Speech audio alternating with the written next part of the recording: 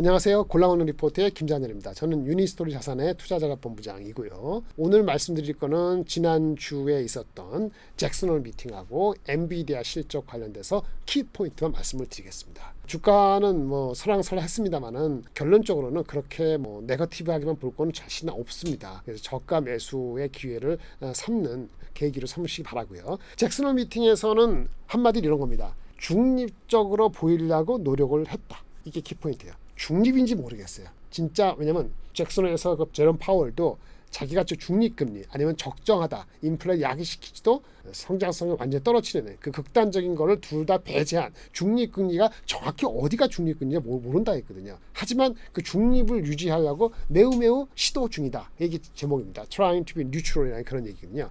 첫 번째는 항상 그러하듯이 데이터가 많이 필요하다. 데이터가 많이 더 필요하다 이런 얘기죠. 그래서 지금 방송하는 날짜 기준으로 오늘이 화요일인데 수목금 주말로 갈수록 미국의 코어 PC 넘버가 필요하고요. 그 다음에 주택 외 비주택 서비스 넘버도 필요하고 최근에 내려가기도 했습니다만 더 확인될 필요가 있고 그 다음에 금리가 어쨌든 금리를 올렸잖아요. 금리를 올렸는데 그것이 효과를 발휘하는 데는 시차가 있다는 거를 연준도 파월이 정확히 인식하고 있죠. 그래서 좀 더 데이터가 필요하다 이런 식으로 첫 번째 얘기를 했고 두 번째 메시지는 필요하면 그다음 그렇죠. 금리를 더 올릴 수 있다. 필요하면이에요. 여기 if necessary라는 말을 뺐는데 필요하지 않으면 안 올릴 수도 있죠. 그렇게 하면서 시장의 메시지는 쉽게 금리가 내려간다고 기대하지 말아라 이런 얘기죠. 그래서 금리는 더 올라갈 수 있다. 준비하라. 왜 그러냐? 고용 지표가 너무 강하기 때문에 그걸 좀 식힐 필요가 있다. 쿨오프할 필요가 있다는 거죠. 거기까지 주가가 반영이 돼 있어요. 거기서 우리나라 주식이 한 2,500대라면은 여전히 기회가 공포보다는 좀 더 있다라고 보는 거죠. 많은 기회가 있다고 단정할 수는 없어요. 잭슨홀에서 말하는 것이 뉴트럴을 유지한다는 거는 오버하지 말라는 얘기거든요. 오버하지 않는 정도에서 철저하게 펀더멘털이라든지 모멘텀이 있는 걸 가지고 가야 되기 때문에 그렇게 보시지만 지금 2,500 정도 레벨이면은 기회가 공포보다 있다라고 말씀을 드리는 거고요. 세 번째는 아까 첫 번에 말씀드린 것처럼 중립금리가 어떻다라고 정확히 모른다는 얘기였어요. 그건 계속 시도하고 다시 돌아보고 시도하고 돌아본다는 얘기가 되거든요. 여러 가지 시나리오. 너무 과하게 금리를 계속 올리는 거에 부작용. 너무 일찍 금리를 인생을 멈췄을 경우에 인플레 재상승 이 둘 다 too little도 too much도 둘 다 걱정스러워하기 때문에 그런 상태에서 중립금리를 정확히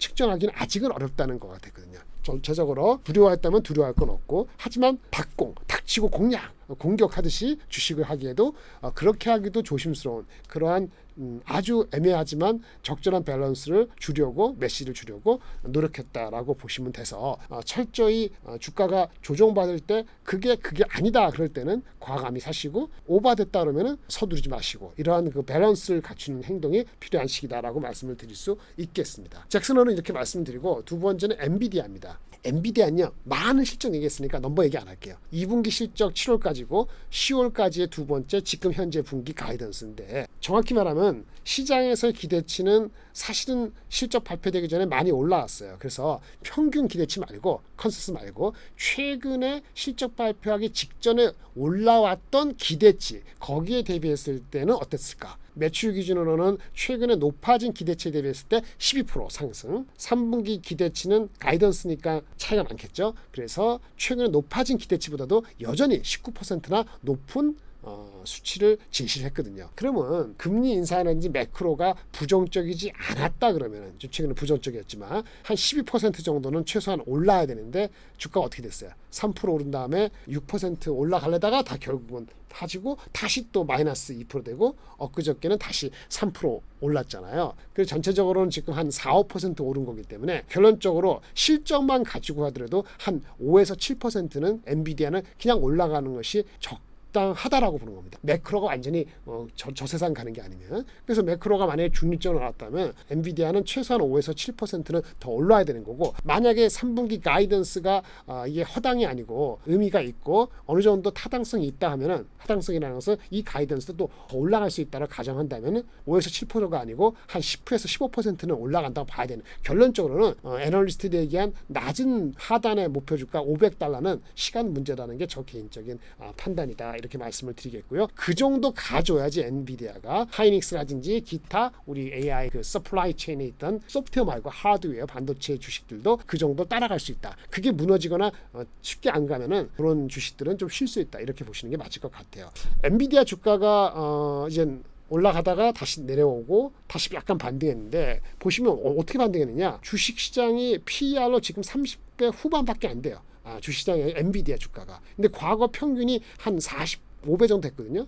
한번 보세요. 과거 5년 동안 엔비디아가 그다지 난리치지 않을 때 PER이 40배, 50배. 물론 금리가 좀 낮은 시기가 있었죠. 근데 지금 금리가 높아졌다 하지만 금리가 더 높아지는 게 아니고 결국은 내려가거나 아니면 한 번 더 올라가고 옆으로 갈 것 같은데, 그러니까 금리가 높아진 거에 임팩트에 대해서는 많이 흡수됐는데 성장성은 엄청나게 지금 서프라이즈 가이던스 나오는데 왜 과거 평균 40, 45보다 더 낮은 30배 중반으로 내려간다?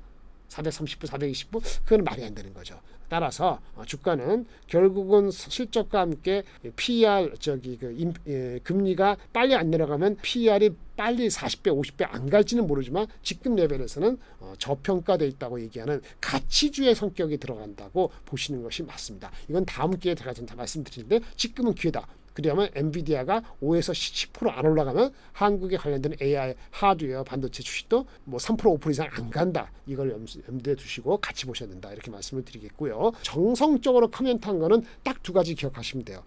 중국 수출을 제한한다. 그래서 엔비디아가 흔들린다. 혹시 이런 얘기 할 수 있는데 데이터 센터에서 중국 수출 비중이 한 25% 되거든요. 그러니까 전체 매출이 한 15% 20% 되는데요.